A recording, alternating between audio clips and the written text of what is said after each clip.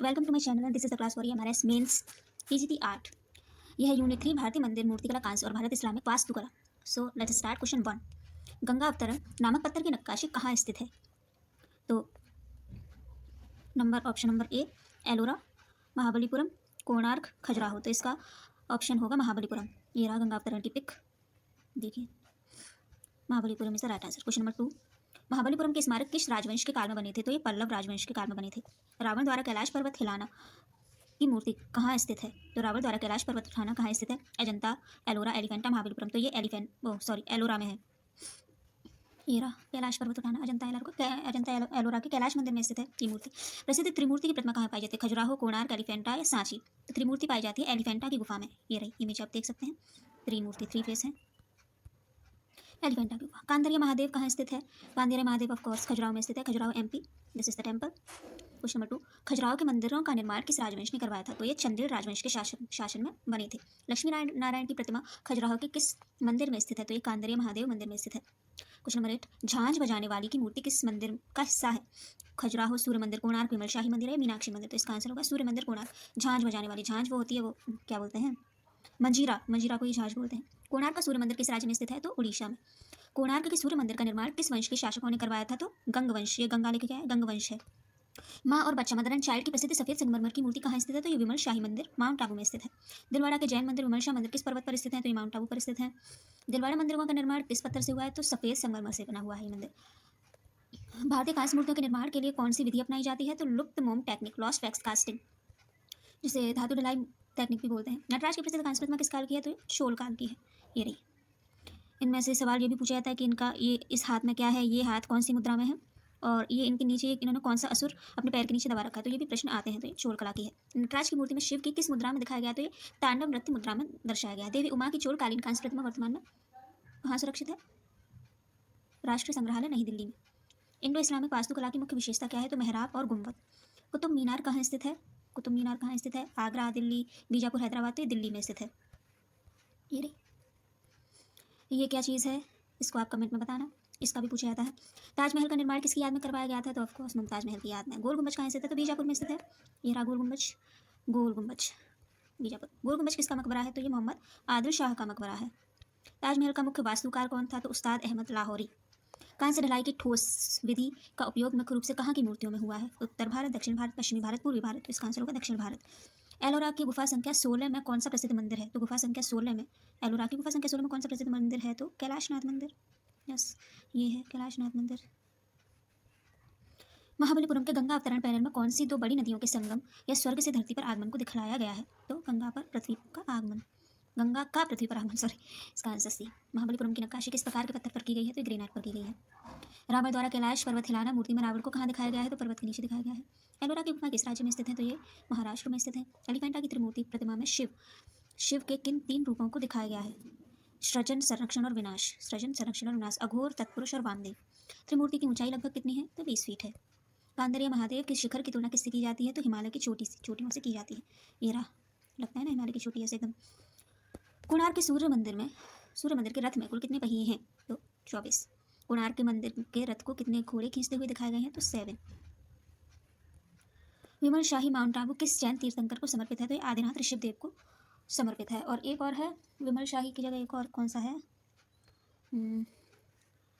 मुझे याद नहीं आ रहा। एक और है विमल शाह मंदिर की तरह, एक और उसमें शाह मंदिर करके कुछ है, वो समर्पित है नेमिनाथ जी को। ये वाला विमल शाह मंदिर है आदिनाथ को समर्पित। लुप्त मोम विधि को संस्कृत में क्या कहा जाता है? तो मधुचिष्ट विधान। चोल काल में मूर्तियां मुख्य रूप से किस धातु के मिश्रण से बनती थी? तो पंचलौह, 5 धातुओं के मिश्रण से। नटराज प्रतिमा में शिव के दाहिने हाथ में क्या है? तो अग्नि है। ये दिखाया गया है ना, ये रहा अग्नि है। डमरू, सॉरी, दाहिने हाथ में, मैंने अपनी तरफ से राइट बोल दिया। दाहिने हाथ में डमरू है। ये उधर साइड उनकी इस तरफ से देखो तो लेफ्ट हैंड लगा, तो लेफ्ट में अग्नि है और राइट हैंड में डमरू है। नटराज के बाएं हाथ में क्या दिखाई देते हैं? हाँ, ये अग्नि है ना, बाएं हाथ में, जो विनाश का प्रतीक है। नटराज के पैरों के नीचे दबे हुए बौने का क्या नाम है? तो ये है अपस्मार राक्षस, अज्ञानता का प्रतीक था। नटराज प्रतिमा में उनके चारों ओर बना घेरा क्या कहलाता है? तो ये कहलाता है प्रभामंडल। चोल कांस्य प्रतिमा देवी उमा किस मुद्रा में खड़ी है? तो ये त्रिभंग में खड़ी है। दक्षिण भारत में कांस्य मूर्तियां बनाने का स्वर्णकाल कौन सा माना जाता है? तो ये 10वीं से 12वीं सदी। वैसे तो एमआरएस की आंसर की रिलीज हो गई है, तो आप सबने देख लिया होगा कि आप सबके कितने कितने मार्क्स बन रहे हैं। तो प्लीज़ कमेंट में जरूर कीजिएगा कि कितने मार्क्स बन रहे हैं आप लोगों के। कुतुब मीनार की पहली मंजिल का निर्माण किसने करवाया था? तो कुतुबुद्दीन ऐबक ने। कुतुब मीनार की ऊंचाई लगभग कितनी है? तो 72.5 मीटर। ताजमहल का निर्माण किस नदी के किनारे हुआ है? तो यमुना नदी के किनारे। ताजमहल की सजावट की किस तकनीक का प्रयोग हुआ है जिसमें कीमती पत्थर जड़े जाते हैं? तो ये पिएट्रा डूरा तकनीक। गोल गुम्बज की सबसे बड़ी विशेषता क्या है? इसकी ऊंचाई, फुसफुसाने वाला गलियारा, इसकी नक्काशी, इसका बगीचा। तो गोल गुम्बज की सबसे बड़ी विशेषता है विस्फोरण गैलरी, फुसफुसाने वाला गलियारा। इंडो इस्लामिक वास्तुकला में मीनार का मुख्य कार्य क्या था? मीनार का मुख्य कार्य क्या था? सजावट, रक्षा करना, रोशनी करना, अजान के लिए पुकारना। तो ये था अजान के लिए पुकारना। ताजमहल के चारों कोनों पर बनी मीनारें थोड़ी बाहर की ओर क्यों झुकी हुई हैं? तो वास्तुशिल्प दोष है, भूकंप से सुरक्षा के लिए, सुंदरता के लिए, हवा के लिए। तो यह भूकंप से सुरक्षा के लिए थोड़ी बाहर की ओर बनाई गई थी ताकि गिरने पर मुख्य गुंबद को नुकसान ना हो। कोणार्क सूर्य मंदिर को और किस नाम से जाना जाता है? तो ब्लैक पैगोडा। पल्लव रथ मंदिरों की कितनी संख्या है? तो 5। ये देखिए पल्लव रथ मंदिर पूरा, ये वाला जो है द्रौपदी रथ है, ये वाला अर्जुन रथ, दिस वन भीम रथ, ये पीछे थोड़ा छुप गया है धर्मराज रथ, और ये नकुल सहदेव रथ। सबसे अलंकृत माना जाता है अर्जुन रथ। एलोरा का कैलाशनाथ मंदिर एक ही चट्टान को काटकर बनाया गया है, इसे क्या कहते हैं? तो मोनोलिथिक कहते हैं। त्रिमूर्ति में शिव के दाहिने चेहरे स्त्री रूप को क्या कहा जाता है? तो वामदेव, उमा। खजुराहो के मंदिर किस धर्म से संबंधित है? तो हिंदू से भी है और जैन से भी है। गोल गुंबज का गुंबद दुनिया के सबसे बड़े गुंबदों में से एक है, इसका व्यास कितना है? तो 44 मीटर। कुतुब मीनार की दीवारों पर क्या खुदा हुआ है? तो कुरान की आयतें हैं। खजुराहो के मंदिर में लक्ष्मण मंदिर किस देवता को समर्पित है? तो लक्ष्मण मंदिर समर्पित है विष्णु जी को। विमल शाह मंदिर के अंदर गुंबद के अंदर की नक्काशी में कौन सी आकृतियां प्रमुख हैं? अप्सराएं और विद्या देवियां, जानवर, फूल, युद्ध के दृश्य। तो इसमें सही होगा अप्सराएं और विद्या देवियां। ताजमहल के निर्माण में उपयोग किया गया सफेद संगमरमर कहाँ से लाया गया था? तो मकराना राजस्थान। कांस्य मूर्तियों की खोखली ढलाई हॉलो कास्टिंग में अंदर क्या भरा जाता है? तो मिट्टी का कोर। चोलकाल की मूर्तियों में अभमुद्रा का क्या अर्थ है? तो अभमुद्रा है आशीर्वाद और डर से मुक्ति। कोणार्क सूर्य मंदिर के शिखर का मुख्य हिस्सा अब मौजूद नहीं है, इसे क्या कहा जाता है? देव। ताजमहल का मुख्य गुंबद किस आकार का है? तो प्याज के आकार का। बोल्बोस्टेन डोम, सॉरी। एलिफेंटा द्वीप का मूल नाम क्या था? तो एलिफेंटा द्वीप का मूल नाम था धारापुरी है, धारापुरी है। खजुराहो के मंदिर की शैली क्या है? तो नागर शैली। दक्षिण भारतीय मंदिरों पल्लव चोल की मुख्य शैली क्या थी? तो द्रविड़ शैली थी। इंडो इस्लामिक वास्तुकला में जाली का कार्य क्या था? तो जाली का कार्य था प्रकाश और वेंटिलेशन। ताजमहल के सामने बना बगीचा किस शैली का है? तो चारबाग शैली। चारबाग शैली किसने स्टार्टिंग की थी उसकी? हुमायूं ने। कुतुब मीनार के परिसर में स्थित प्रसिद्ध लौह स्तंभ किस काल का है? तो ये गुप्त काल का है। नटराज की मूर्ति में शिव का उठा हुआ बायां पैर क्या दर्शाता है? तो मोक्ष मुक्ति का मार्ग दिखलाता है। महाबलीपुरम में अर्जुन की तपस्या किस मूर्तिकला को कहा जाता है? तो गंगा अवतरण। चोल कांस्य मूर्तियों के चेहरे आमतौर पर कैसे होते हैं? अंडाकार होते हैं। गोल गुंबज में कितने ऊंचे मीनार कोनों पर बने हैं? तो ये बने हुए 4, 7 मंजिला। ताजमहल के प्रवेश द्वार को क्या कहा जाता है? तो रोजा शरीफ से मुख्य गेट क्या कहा जाता है? रोजा शरीफ। लक्ष्मी नारायण की मूर्ति में लक्ष्मी जी को कहाँ बैठाया दिखाया गया है? तो विष्णु जी की बाई जांग पर नहीं होगा, बाई जांग के पास। विष्णु जी की बाई जांग के पास लक्ष्मी जी को दिखाया गया है। कोणार्क मंदिर की दीवारों पर किस प्रकार की मूर्तियां अधिक हैं? तो कोणार्क मंदिर की दीवारों पर दैनिक जीवन, नृत्य और संगीतज्ञों की मूर्तियां अधिक हैं। माउंट आबू के मंदिरों का निर्माण किसने करवाया था? राजा भोज, विमल शाह और तेजपाल अकबर, पृथ्वीराज चौहान, विमल शाह और तेजपाल ने। एलिफेंटा की गुफाएं किस देवता को समर्पित हैं? तो शिव को समर्पित है। इंडो इस्लामिक वास्तुकला में गुलदस्ता क्या है? फूलों का गुच्छा, फर्श का डिजाइन या छत, या सजावटी मीनारुमा खंबा। तो सजावटी मीनारुमा खंबा। कुतुब मीनार की चौथी और पांचवी मंजिल का पुनर्निर्माण किसने करवाया था? तो पुनर्निर्माण करवाया था फिरोज शाह तुगलक ने। चोल काल में उमा को और किस नाम से जाना जाता है? तो पार्वती शिवाकांत। ब्रॉन्ज कांस्य से धातु मुख्य रूप से किन 2 धातुओं का मिश्रण है? तो तांबा और टिन। खजुराहो के मंदिरों में प्रयुक्त पत्थर कौन सा है? तो ये गुलाबी और बफ बलुआ पत्थर है। शिखर शब्द का प्रयोग किसके लिए होता है? तो मंदिर के गर्भगृह के ऊपर की मीनार को हम शिखर कहते हैं।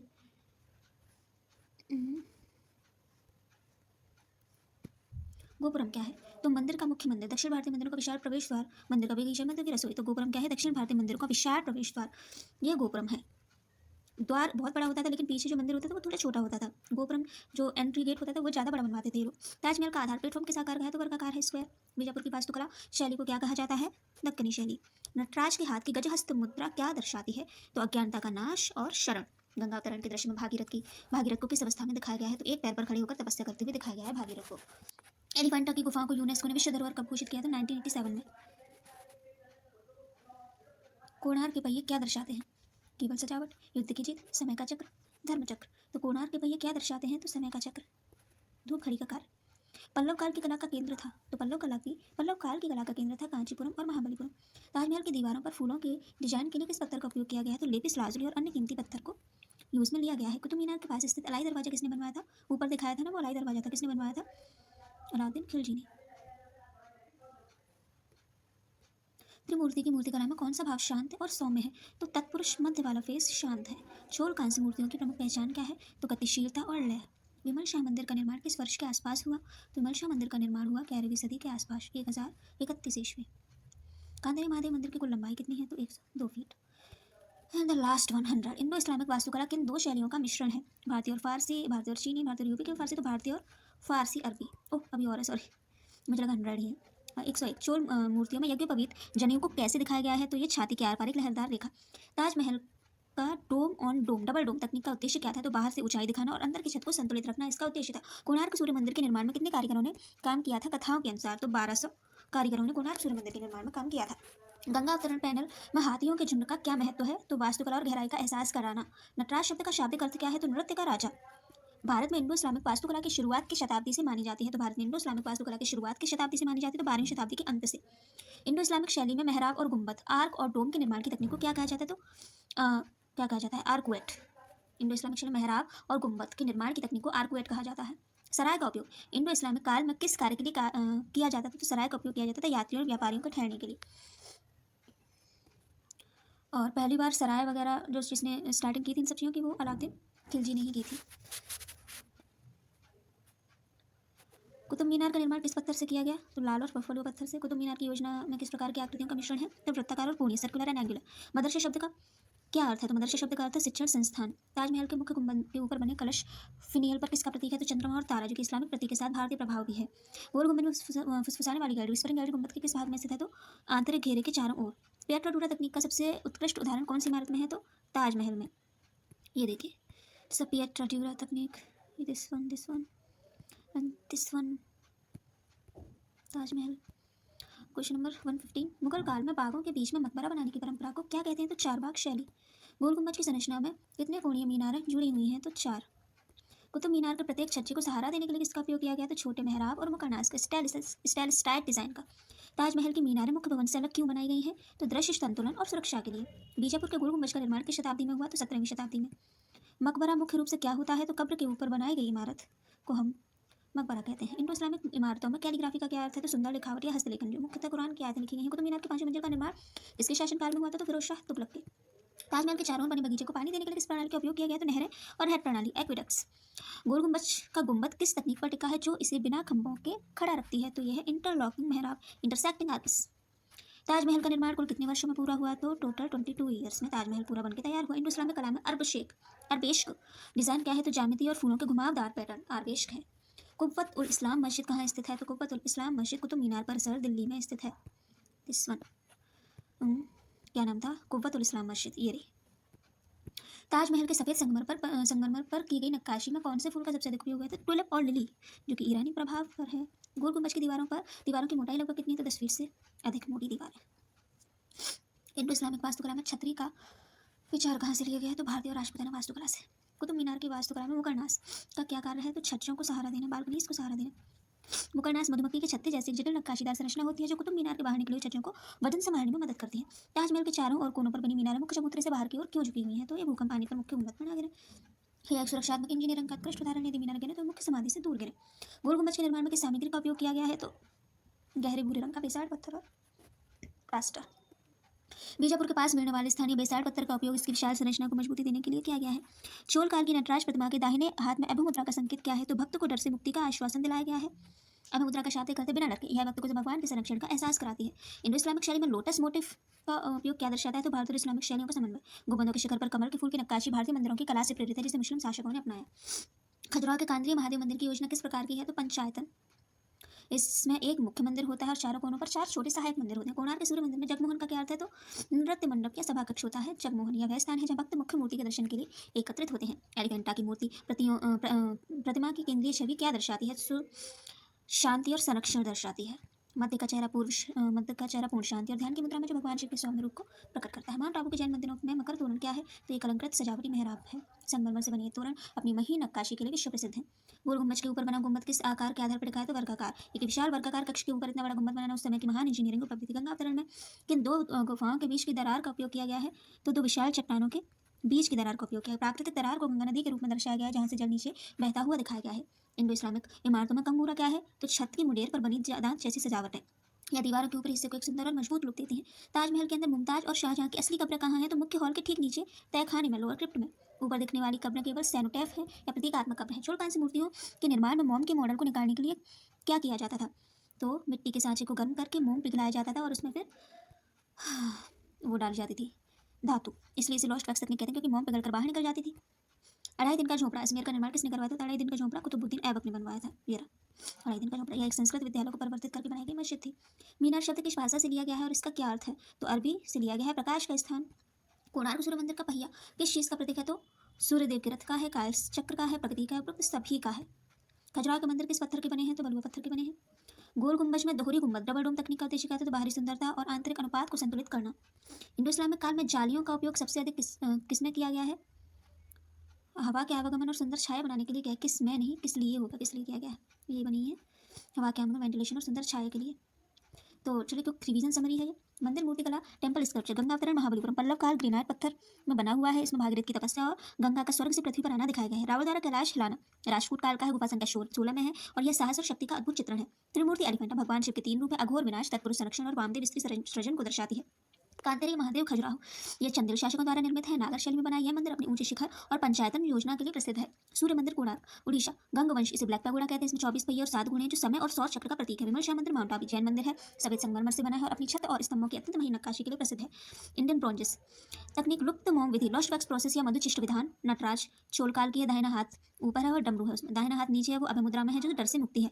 बाएं हाथ ऊपर है जिसमें अग्नि है जो विनाश का प्रतीक है। बाएं हाथ नीचे है जो गजहस्त मुद्रा में है जो मुक्ति का मार्ग है। पैरों के नीचे अपस्मार है जो अज्ञानता का राक्षस है। देवी उमा चोल काल की सुंदर कांस्य प्रतिमा है जो त्रिभंग 3 झुकाव वाली मुद्रा में खड़ी है।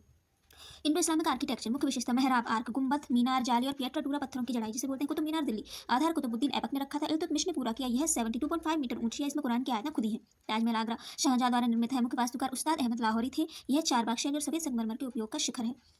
गोल गुंबज बीजापुर में है, मोहम्मद आदिल शाह का मकबरा है, इसका गुंबद बिना किसी मध्य स्तंभ के टिका है और इसकी फुसफुसाने वाली गैलरी विश्व प्रसिद्ध है। महत्वपूर्ण शब्दावली की टर्म्स हैं। शिखर, विमान, मंदिर के ऊपर की ऊंची मीनार उसे विमान बोलते हैं।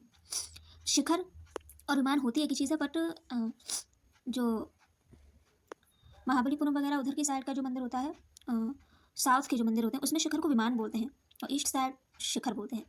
गर्भगृह मंदिर का वह मुख्य कमरा जहाँ भगवान की मूर्ति होती है। गोपुरम दक्षिण भारतीय मंदिरों का भव्य प्रवेश है। पियट्रा ड्यूरा कीमत पत्थरों को संगमरमर में जड़ने की कला है। अरबेश की ज्यामिति और वनस्पति पर आधारित घुमावदार पैटर्न है। Thanks for watching. Please like and subscribe कीजिएगा और कमेंट में अपने मार्क्स जरूर बताइएगा कि किसके कितने हैं, और कमेंट कीजिएगा जिससे मैं नेक्स्ट अपनी यूनिट 4 की वीडियो बनाऊँ। यूनिट 4 के आपके नेक्स्ट MCQ क्वेश्चंस लेके आऊँ। So thank you so much, bye bye.